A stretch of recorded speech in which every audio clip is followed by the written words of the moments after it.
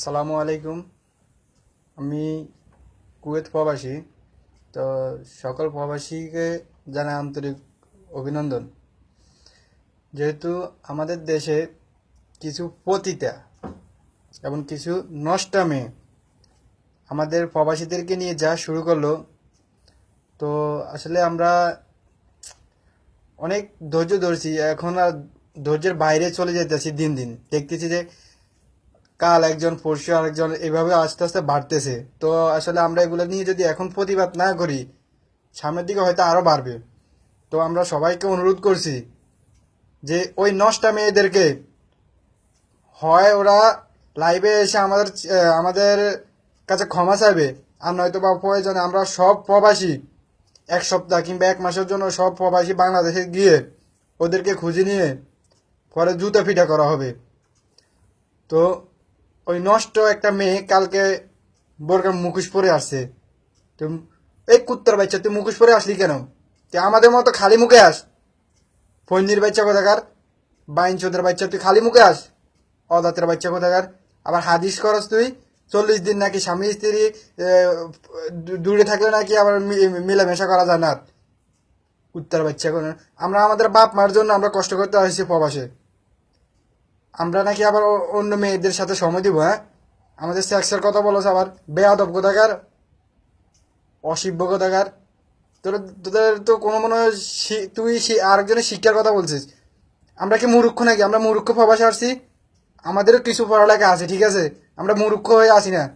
আবার বলস আমরা নাকি রাস্তায় কাজ করি, আমরা প্রবাসে এসে টয়লেট সাফ করি। তুই দেখছস? অজাতের বাচ্চা, তুই আসি দেখ। কুত্তার বাচ্চা কোথাকার, প্রবাসীরা কি কাজ করে আসি দেখ। কুত্তার বাচ্চা কোথাকার।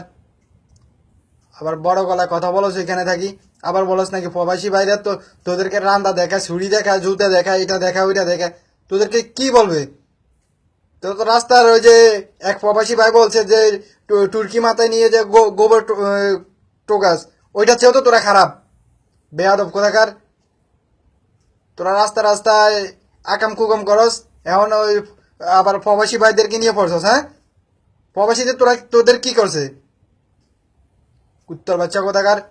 ভবিষ্যতে ওগুলা কখনো আর লাইভে আসি কিংবা কোনো চ্যানেলের সামনে গিয়ে কখনো বলতে হলে 10 বার ভাববি যে কাদের সম্পর্কে বলতেছি। কুত্তার বাচ্চা কোথাকার, শুয়োর বাচ্চা কোথাকার। কখনো ভাবি না যে বাংলাদেশের মেয়েরা যে এত প্রবাসীদেরকে এত খারাপ চোখে দেখতেছে।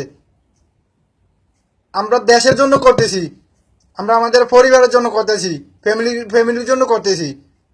তাহলে আমরা প্রবাসে আছি কি জন্য? আমরা কি এগুলো শোনার জন্য এসেছি?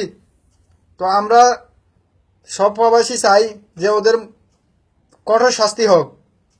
তো ভাই বেশি কিছু বললাম না, কখনো লাইভে আসার খেয়াল ছিল না কিংবা আসবো যে এটাও কখনো কল্পনা করি না। তো যাক, এটা বলছি আমাদের দেশের স্বার্থকের জন্য, আমাদের প্রবাসীদের স্বার্থকের জন্য। তো একটা কথা না বললে নয়, যতটুকু দেখেছি আমরা, যা মানে অভিযান অভিযান এখন এটা সব আমরা প্রবাসীরা এটা নিয়ে একটা মাথা ব্যথা, কিন্তু দেশের কোনো ভাই আমাদের এই কাজে কোনো সহযোগিতা করে নাই।